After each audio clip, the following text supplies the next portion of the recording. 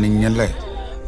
ആ പുണ്യാളന്റെ മുമ്പില് എന്റെ കെട്ടിയോള് മുട്ടിപ്പായിട്ട് തിരികത്തിച്ച് പ്രാർത്ഥിച്ചത്. അവളുടെ പ്രാർത്ഥന പുണ്യാളൻ കേട്ടതുകൊണ്ട് ഈ കളിയിൽ എനിക്ക് കൂട്ടുനിന്ന്. ഇനി എന്നെ പോലെ ആയിരക്കണക്കിന് വിശ്വാസികൾക്ക് ചെന്ന് കൈനീട്ടാനുള്ളതാ ചായ ആ പടിക്കല്. അതുകൊണ്ട് അന്തോണീസ് പുണ്യാളനെ നാട് കടത്തുന്ന ഈ പരിപാടിക്ക് ഞാൻ കൂട്ടുനിൽക്കത്തില്ല. ഉള്ളു തുറന്ന് കരഞ്ഞു പ്രാർത്ഥിക്കേ. നിങ്ങളോട് പുണ്യാളം പൊറുക്കും.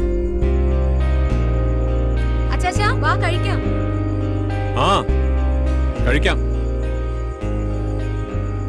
എന്നിട്ട് എനിക്കൊന്ന് ഉറങ്ങണം.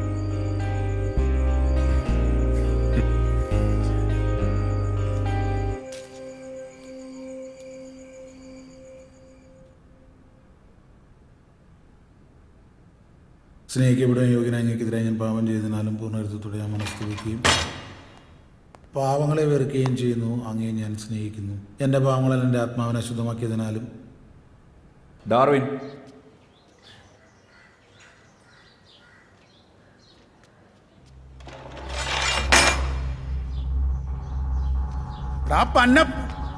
ഈശോ എനിക്ക് നിന്നോടൊന്നും പറയാനില്ല, മനസ്സിലായ? നീ പോയിക്കോട്ടെ. നീ കൊച്ചെ, ഇവനെ കുടിച്ച വെള്ളത്തിൽ പോലും വിശ്വസിക്കരുത്. ഇവൻ നിന്നെ ചതിക്കും. അച്ഛാ, ഒരു മിനിറ്റ്.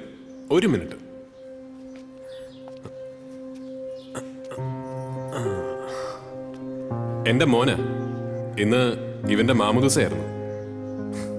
അച്ഛനൊന്ന് കാണിക്കാൻ കൊണ്ടുവന്ന. എന്തിനാ മോൻ കരയുന്നത്? പേടിക്കണ്ട കേട്ടോ, മാമനൊന്നും ചെയ്യത്തില്ല. ഇവന് ഞാൻ പേരിട്ടിരിക്കുന്നത് ഡാർവിൻ എന്ന്. ഡാർവിൻ ഇല്ല, പോട്ടെ.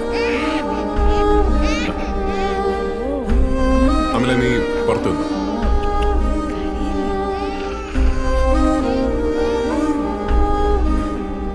അർഹതപ്പെട്ടവൻ അതിജീവിക്കുമെന്നല്ലയോ ചായ ഡാർവിന്റെ സിദ്ധാന്തം.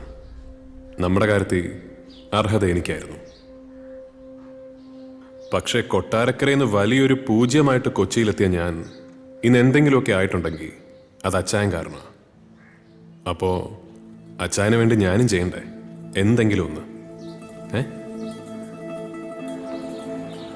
ചേച്ചി, ഇനി വന്നേ.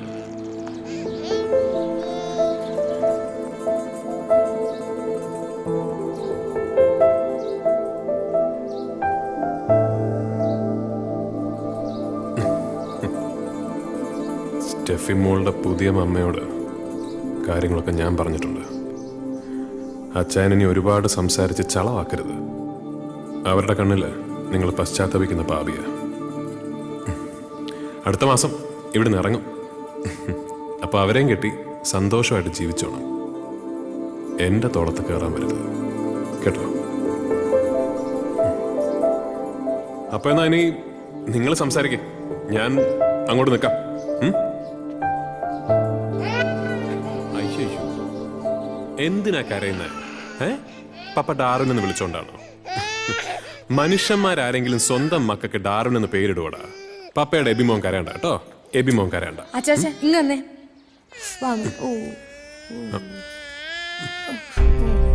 ചാച്ച ശരിക്കും ഈ കഥയിലെ നായകനോ അതോ വില്ലനോ?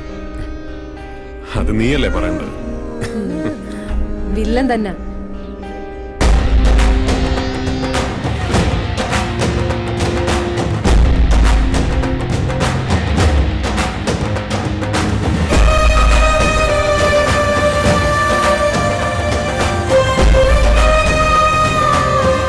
അനിൽ ആൻഡോ അമലയുമായി കൊച്ചിയിൽ തന്നെ ജീവിതം തുടരും. സ്നേഹം കൂടുമ്പോൾ അവൻ എബിമോനെ ഗൊറില്ല എന്ന് വിളിക്കാറുണ്ട്.